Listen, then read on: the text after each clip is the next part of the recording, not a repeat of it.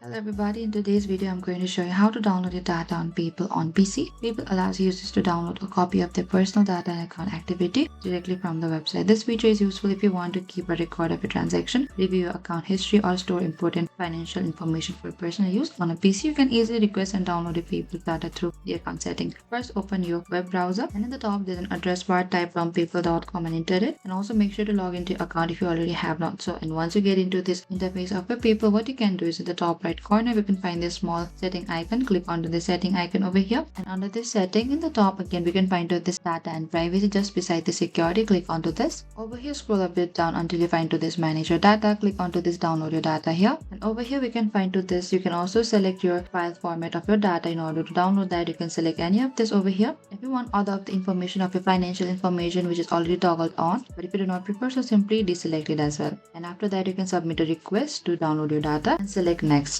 Over here, a security code has just been sent into your phone. Simply type down your code of your security and select submit. Select done, and that is it, and wait for the data file. Thank you for watching this video. I hope I could help you. If you have any queries or confusion, please comment down and we will reach out to you very soon.